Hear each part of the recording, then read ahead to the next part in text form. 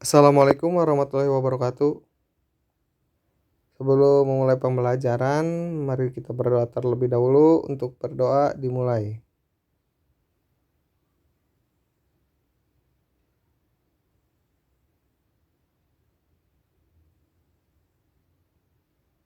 Berdoa selesai.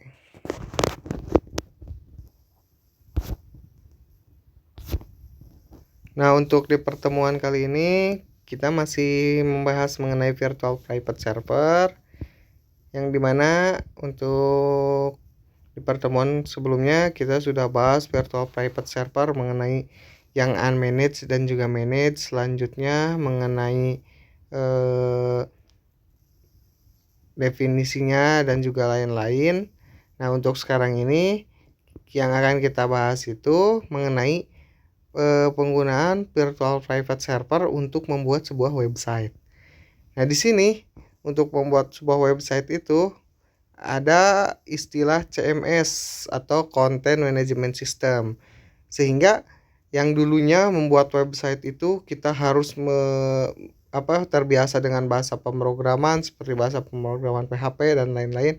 Nah, untuk sekarang ini sangat mudah sekali untuk pembuatan website karena ada CMS itu tersendiri. Nah, untuk CMS itu ada berbagai macam aplikasinya, yaitu ada WordPress, Joomla, Drupal dan lain-lain. Akan tetapi yang akan kita bahas kali ini yaitu karena kebanyakan orang-orang itu menggunakannya WordPress, kita akan bahas tentang CMS, konfigurasi virtual private server dengan CMS tadi, WordPress. Nah, di sini kita akan bahas terlebih dahulu mengenai apa sih itu CMS.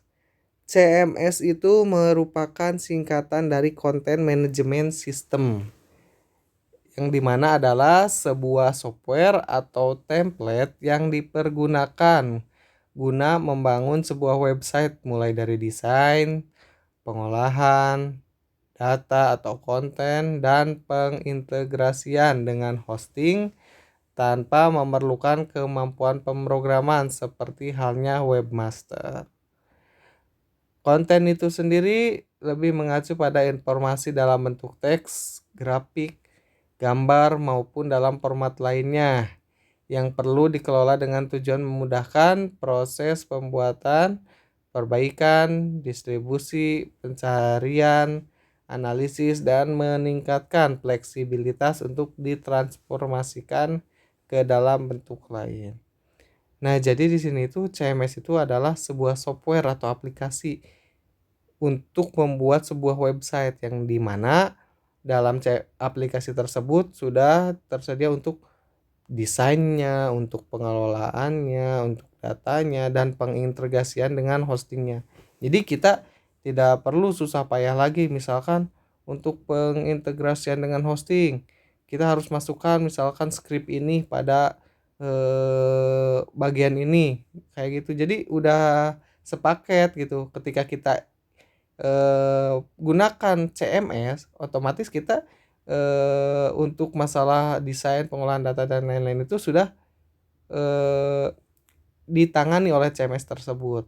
Akan tetapi untuk bagian desain ini mungkin untuk desainnya itu yang akan digunakan itu adalah bawaan dari CMS tersebut. Misalkan CMS WordPress. Nah, apa sih? Kita itu nantinya itu akan menggunakan desainnya itu yang bawaan WordPress, terkecuali apabila kita misalkan mempunyai template desain yang lain, bisa diganti yang tadinya di default WordPress diganti dengan yang kita miliki, seperti itu.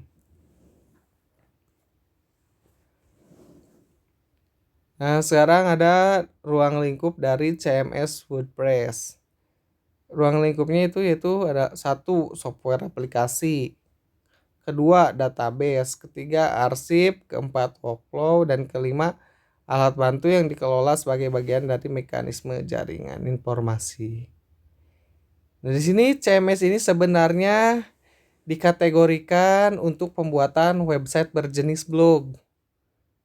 Akan tetapi sekarang ini para web developer menggunakan CMS untuk membuat website company profile, marketplace, toko online, dan lain-lain.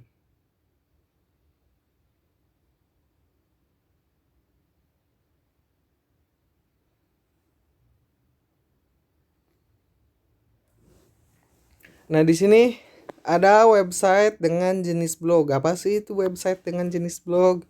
Yaitu adalah salah satu jenis website yang kontennya biasanya berisi pemikiran satu atau beberapa penulis dan memiliki urutan posting secara kronologis dari konten terbaru ke konten terlama.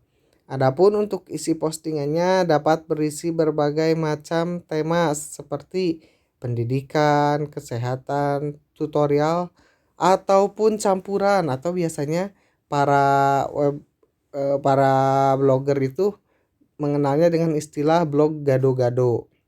Nah, adapun contoh dari website blog ini, contohnya satu ada www.gurugaleri.com. Yang kedua ada www.jalantikus.com. Yang ketiga ada www.ilovelife.co.id. Nah, itu merupakan contoh-contoh website dengan jenis blog. Dapat diperhatikan di gambar sebelah kanan. Nah, untuk tampilannya itu kurang lebih seperti ini. Untuk website jenis blog itu. Jadi ada urutan postingan dari yang terbaru sampai yang terlama. Seperti itu.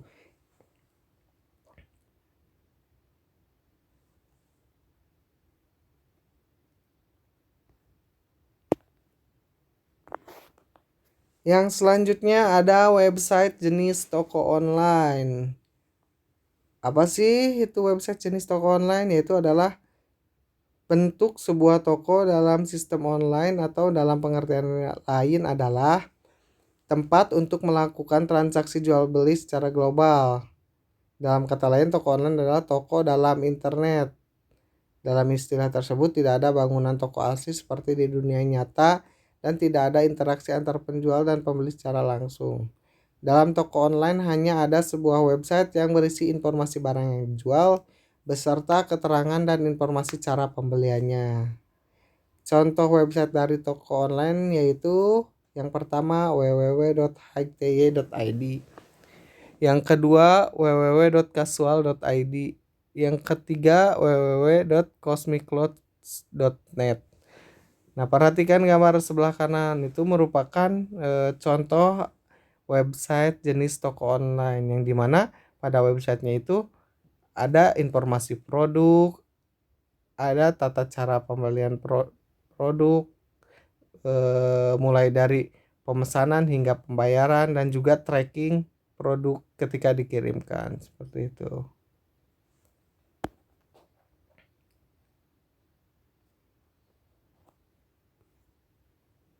Yang selanjutnya ada website jenis marketplace. Apa sih ini marketplace? Nah, mungkin kalian sebenarnya sudah sering menggunakan marketplace ini. Bahkan kalian pastinya juga sering berbelanja dari marketplace ini. Apa sih itu marketplace? Adalah sebuah website atau aplikasi online yang memfasilitasi proses jual beli dari berbagai toko. Sebenarnya online marketplace ini memiliki konsep yang kurang lebih sama dengan pasar tradisional. Pada dasarnya, pemilik marketplace tidak bertanggung jawab atas barang-barang yang dijual, karena tugas mereka adalah menyediakan tempat bagi para penjual yang ingin berjualan dan membantu mereka untuk bertemu pelanggan dan melakukan transaksi dengan lebih simpel dan mudah. Transaksinya tersendiri memang diatur oleh marketplace-nya. Kemudian setelah menerima pembayaran, penjual akan mengirim barang ke pembeli. Salah satu alasan mengapa marketplace terkenal adalah karena kemudahan dan kenyamanan dalam penggunaan. Banyak yang menggambarkan online marketplace ini seperti department store. Adapun contoh dari website toko online-nya, yaitu kalian juga sudah pasti mengenalnya dan pasti pernah menggunakannya, yaitu www.bukalapak.com. Yang kedua ada www.shopee.co.id. Yang ketiga ada www.tokopedia.com. Yang keempat ada www.bukalapak.com. blibli.com. Nah, itu mungkin adalah website-website yang dapat kita buat dengan menggunakan hosting VPS yang dikonfigurasikan dengan CMS WordPress. Jadi dengan CMS WordPress tersebut kita itu dapat membuat berbagai macam jenis website. Tadi ada website toko online, website marketplace, ada website blog, dan mungkin ada website company profile. Contoh seperti misalkan sebuah perusahaan ingin mendeskripsikan mengenai perusahaan tersebut di dalam website. Nah, bisa dibuat menjadi contohnya itu website company profile. Contohnya itu ada misal untuk website company profile itu misalkan www.bumikiranaasri.co.id. Nah, mungkin itu dapat kalian lihat untuk contohnya. Intinya itu setiap website itu yang membedakannya itu adalah isi dan konten yang terdapat pada website tersebut. Apabila isinya toko online atau misalkan sebuah toko, satu toko yang ingin menjual suatu produk, nah itu misalkan jadi toko online jenisnya itu. Misalkan marketplace itu yang menyediakan bagi para penjual untuk menjual barang dagangannya. Kita buatnya websitenya seperti itu. Nah, berarti jenisnya itu jadi website marketplace seperti itu dan lain-lain. Nah, adapun untuk sekarang kita fokus ke pembahasannya itu instalasi CMS WordPress di VPS. Sebenarnya kalau untuk sekarang ini untuk instalasi CMS WordPress itu sangat mudah karena biasanya itu setiap perusahaan penyedia jasa hosting itu sekarang ini sudah GUI atau Graphical User Interface, sehingga untuk penginstalan WordPress ini biasanya khususnya untuk yang share hosting ya, share hosting dan VPS yang manage itu biasanya hanya kita tinggal mencari aplikasinya pada kontrol panel atau kontrol panel dari hosting kita, lalu kita nantinya itu tinggal mengisikan domain, password dan lain-lain. Sesudah itu sudah selesai untuk pembuatan website, kita tinggal mengedit isi dari website tersebut.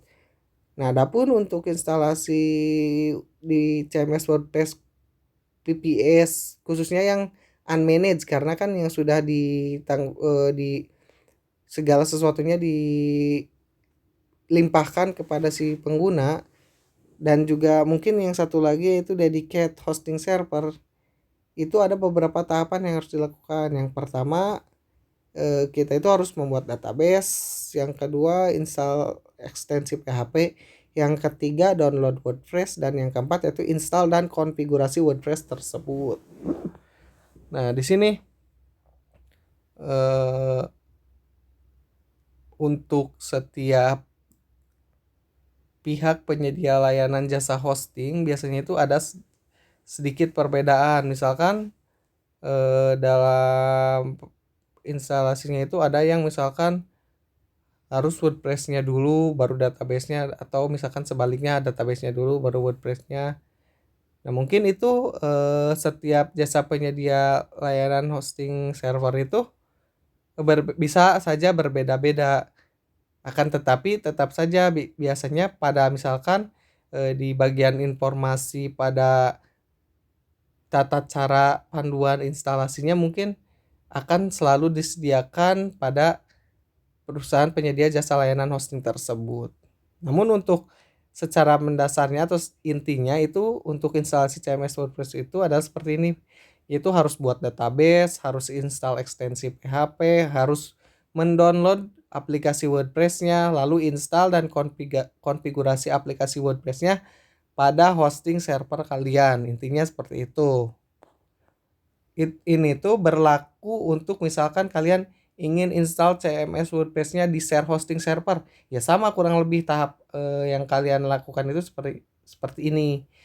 Misalkan untuk dedicate hosting server ya kurang lebih sama juga. Nah, mungkin Untuk pertemuan kali ini hanya itu yang dapat saya sampaikan.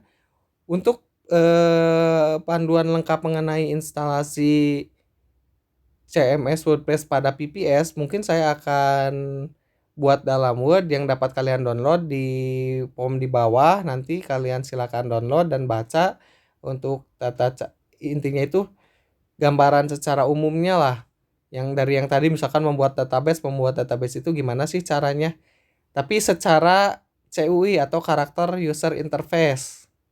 Nah, karena akan saya sampaikan itu seperti itu.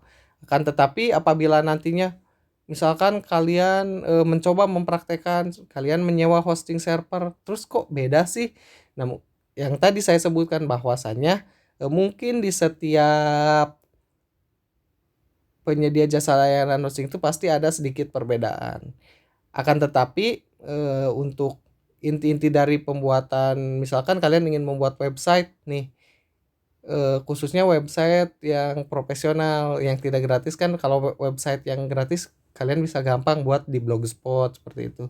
Tapi kalau misalkan kalian ingin yang website profesional misalkan untuk toko online kalian, nah tata cara pembuatannya itu berarti yang harus kalian lakukan itu yang pertama kalian sewa hosting server, boleh share hosting, boleh VPS, boleh dedicate, itu disesuaikan dengan eh, dengan website kalian. Misalkan websitenya ini ingin dikunjungi ratusan ribu orang misalkan ke depannya itu. Nah, kalian itu berarti harus gunakan server yang mempunyai memori yang cukup besar untuk menampung visitor-visitor tersebut. Seperti itu. Pokoknya intinya untuk penyewaan hosting server itu disesuaikan. Terus yang kedua yaitu kalian itu harus mempunyai domain. Jadi selain hosting, kalian ada domain, yaitu contohnya tadi domain itu www.bukalapak.com. Nah, si domain ini tidak boleh sama dengan yang lain, nggak bakal ada yang sama karena sifatnya unik. Lalu yang ketiga, kalian bisa menggunakan atau instalasi aplikasi CMS untuk pembuatan website tersebut. Salah satunya itu CMS WordPress yang paling mudah menurut saya, karena saya juga sudah pernah membuat menggunakan CMS WordPress tersebut. Nah, mungkin itu saja yang dapat saya sampaikan. Sekian dan terima kasih. Wassalamualaikum warahmatullahi wabarakatuh.